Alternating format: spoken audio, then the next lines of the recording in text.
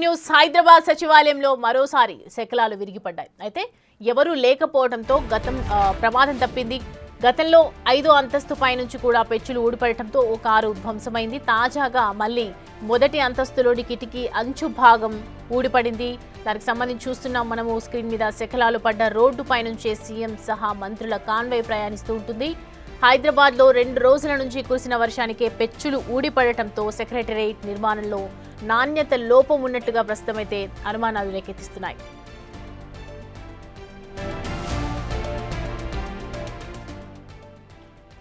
మరింత సమాచారం మా ప్రతినిధి వాసు అందిస్తారు. సౌమ్య, తెలంగాణ సచివాలయంలో మరోసారి ప్రమాదం చోటు చేసుకుంది. ఏకంగా ముఖ్యమంత్రి ప్రయాణించేటువంటి రెగ్యులర్ గా కాన్వాయ్ నిలిపేటువంటి స్థానంలోనే ఈ రోజు శకలాలు పడ్డటువంటి నేపథ్యంలో కూడా ప్రమాదం తప్పిందని చెప్పాలి. ఎందుకంటే అక్కడ ఈ రోజు వర్షం వస్తున్న నేపథ్యం కావచ్చు, సమయం మించిపోయింది. ఎందుకంటే దాదాపు 8 గంటల సమయంలో కూడా ఈ ప్రమాదం జరిగింది. అక్కడ ఎవరు కూడా ఉద్యోగులు కానీ ఎలాంటి మంత్రులు కానీ సీఎం కానీ కాన్వాయ్ లేకపోవడంతో కూడా ప్రమాదం తప్పిందని చెప్పాలి.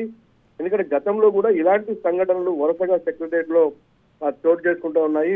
గతంలో చూసినట్టయితే 5వ అంతస్తు నుంచి కూడా రేలింగ్ పడిపోయి ఒక నాయకుని కారు పూర్తిగా ధ్వంసమైనటువంటి పరిస్థితి చూసాం. మళ్ళీ తిరిగి 2 రోజులుగా వస్తున్న వర్షాలకే ఒక భారీ విండోకు సంబంధించినటువంటి అంచు విరిగిపడ్డ నేపథ్యంలో కూడా ముఖ్యమంత్రి ప్రయాణించేటువంటి ఆ రోడ్ లో పూర్తిగా కూడా శకలాలు పడిపోయిన పరిస్థితి. అక్కడ ఎవరైనా ఉంటే ఖచ్చితంగా కూడా తీవ్రమైనటువంటి గాయాలయ్యేటువంటి పరిస్థితి నెలకొని ఉండేది. మరోపక్క మంత్రులు కూడా రెగ్యులర్ గా అదే దారి గుండా సెక్రటరియట్ లోపలికి వస్తుండేవారు. గతంలో జరిగినట్టు ప్రమాదం సెక్రటరియట్ బయట జరిగితే ఇది సెక్రటరియట్ ఇన్సైడ్ లో జరిగినటువంటి పరిస్థితి. అక్కడ ఓన్లీ కేవలం వీఐపీలు మాత్రమే అక్కడికి అలో ఉంటుంది. ఆ ప్రాంతంలో ప్రమాదం జరిగింది.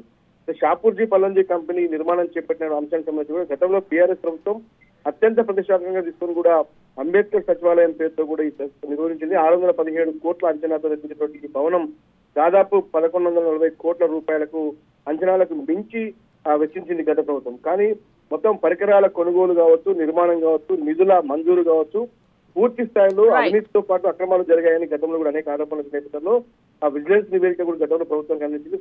చూడాలి మరి ఈసారి జరిగిన ప్రమాదంపై తెలంగాణ ప్రభుత్వం ఎలా స్పందిస్తుంది, ఎందుకు తరచుగా ప్రమాదాలు జరుగుతున్నాయో ఖచ్చితంగా కూడా ప్రభుత్వం మరోసారి విచారణ జరిపే అవకాశం కనిపిస్తాం.